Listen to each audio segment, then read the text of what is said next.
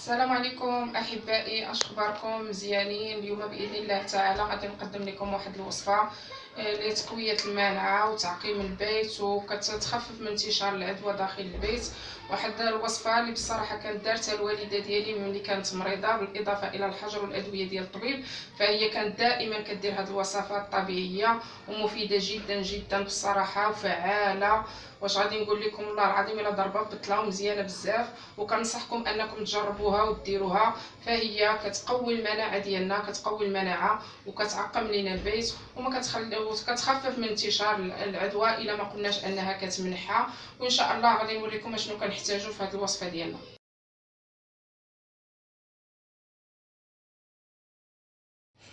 وبالنسبه لهاد الوصفه ديالنا اللي قلت لكم، فكنحتاجوا الى قليل من الحامض، طريف ديال الحامض، وحبه صغيره ديال البصله حمراء ولا نص ديالها، وسلاويه انا صغيره، وعندني هنايا الشيح، وعندي الوراق ديال الكاليبتوس، وهي لا كانت بصراحه اوراق خضراء من الاحسن.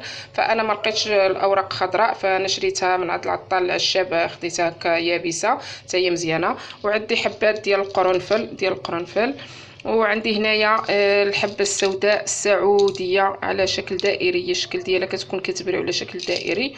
وعندنا الحبه السوداء اللي معروفه عندنا الشانوج، هي اللي معروفه ديالنا الحبه السوداء ديالنا. وهذا الشيء كنشدوه كامل وكنديروه في واحد الطنجره ديال الضغط، وكنضيفوا له الماء وكنخليوها كتغلي مزيان، كطيب مزيان، كنسدوا ليها، كنديروا ليها الصفاره وكنسدوها وكنخليوها حتى كطيب مزيان. كما قلت لكم كنضيفوا ليها الماء، وديك الساعه غادي نوريكم كيفاش غادي نديروا. فهادو هما المكونات ديالنا، كما قلت لكم القليل من الحامض، البصله حمراء، السلاويه، الشيح، هذا الشيح، اوراق الكاليبتوس، حبات من القرنفل، الحبه السوداء السعوديه، والحبه السوداء ديالنا اللي هي الشانوج. وكنديروا لهم الماء في الطنجره ديال الضغط وكنسدوا عليها وكنخليوها طيب. وملي كطيب انا غادي نوريكم هذيك الساعه من بعد كيفاش كنديروا. الان غادي ناخذوا طنجره ديال الضغط، ها هي عندي كوكو طنجره الضغط. فغادي نديروا القليل من الحبه السوداء السعوديه، قليل منها ماشي بزاف، غير شويه قليل.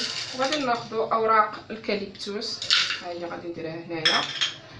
غناخذ القليل من الشيح الا كثرناه ماشي مشكل، ها هو الشيح.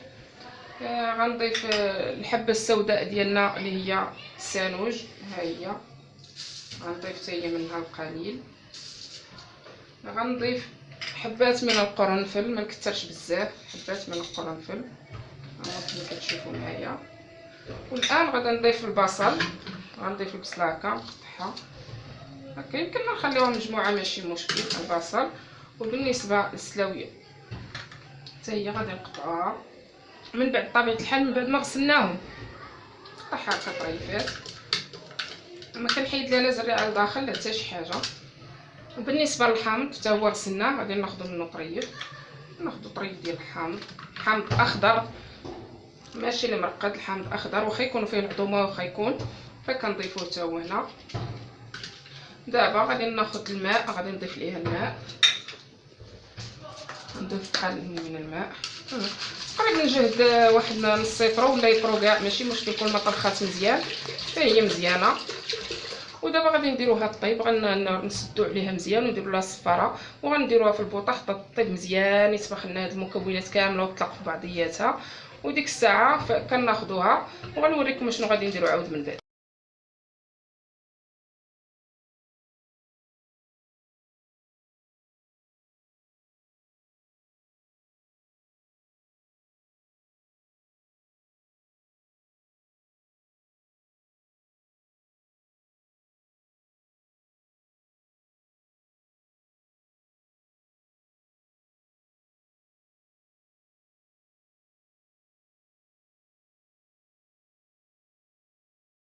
وها هي الكوكوط ديالي، فانا ملي طابت غادي نحيد ليها الصفاره، غنزول ليها الصفاره، وبهذاك البخار غادي نعقم به البيت كامل. غندور في الدار كامله، من مرحاض، من طواليت، من بيوت، من كلشي، يعني الدار كلها ما كنخلي حتى شي بلاصه اللي ما كندورش هكا بالكوكوط. كنهزها وكنحيد الصفار وداك البخار، فهو باش كنعقم البيت. وداكشي اللي كيبقى عندي لداخل فانا كناخذو كنصفيه وكنشربو منه، كنعملو في زليفه وكنشربو منه، فهو كيعطينا مناعه قويه جدا، كيقوي لنا المناعه. واللي بقات لنا شي حاجه من داك السائل اللي شربنا فيمكننا نحتفظوا به، نديروه في شي قريعه ونديروه في الثلاجه، وقت ما احتاجيناه وقت ما بغيناه، يعني يمكننا نشربوه في اي وقت، يعني ما كاينش شي وقت مضبوط، يمكننا نشربوه في اي وقت.